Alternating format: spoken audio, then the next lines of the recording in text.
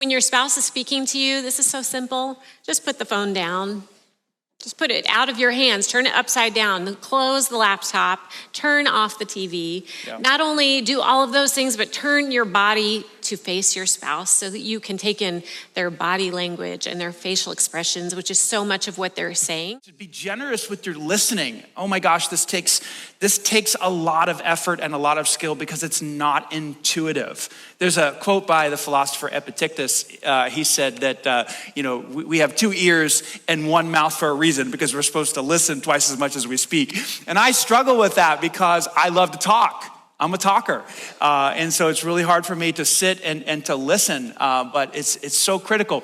Proverbs chapter 18 tells us, King Solomon said, he said, spouting off before listening is both foolish and shameful. One of my favorite proverbs.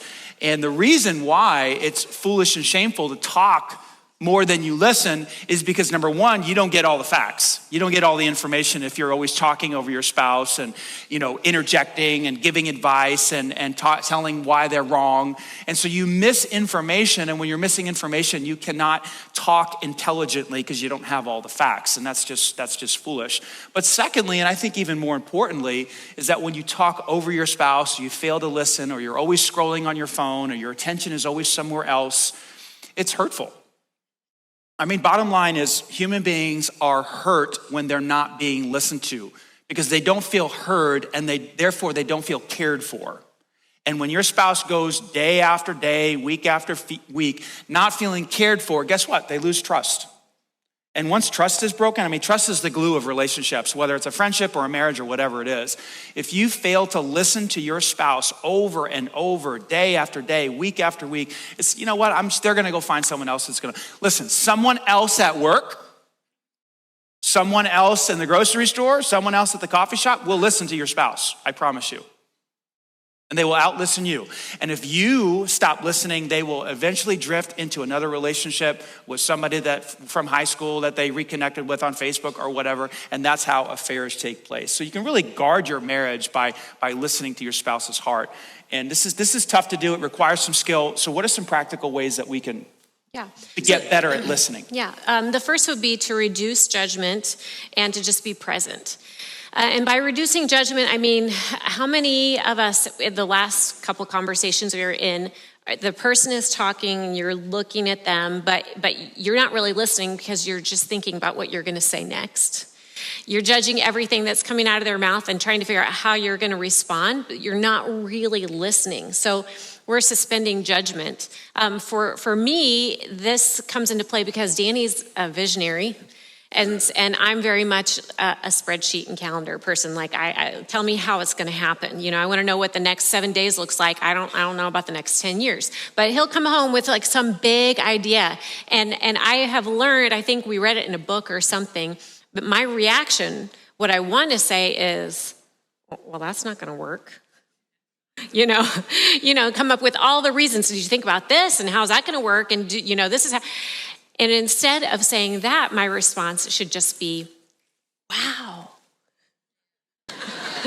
And sometimes it's really hard. And sometimes that's how I just have to say, wow. And I'm just saying, wow, because I want to say so many other things, but it gives him the space to really flesh out the thought. And if it's not a good idea, we'll figure that out eventually, but I don't necessarily have to shoot it down right away. Yeah, right in the moment. And it hurts my feelers. The other day, she invited me into her office to admire her spreadsheets. They're beautiful. They're amazing. They're colorful. They're amazing. All I see is lines and numbers. It's not exciting at all. Okay, the second part of that is to be present. And so just when your spouse is speaking to you, this is so simple. Just put the phone down. Just put it out of your hands, turn it upside down, close the laptop, turn off the TV. Yeah. Not only do all of those things, but turn your body to face your spouse so that you can take in their body language and their facial expressions, which is so much of what they're saying. So do those 2 things, suspend judgment, try not to think about how you're going to respond, and just be present with them in the moment. So good, so good. So you think I'm a visionary, huh? I do. Wow. Kind of makes me feel good. Does that count as one of my compliments? Maybe. I don't know. We'll see. Okay, so this next thing has really helped us when it comes to actually listening to one another, and that is to practice reflective listening, and which is basically this idea where your spouse is telling you something, sharing something with you, and you're hearing them, and then you're rephrasing back to them after they're done, rephrasing back to them what they said in your own words. This is so powerful because it communicates to your spouse that you not only heard what they said, but you've processed it and actually were able to verbalize the same content in your own sentence, which communicates, wow, he really got me, she really got me. You know you've done this well when your spouse says this word. Ready? Exactly.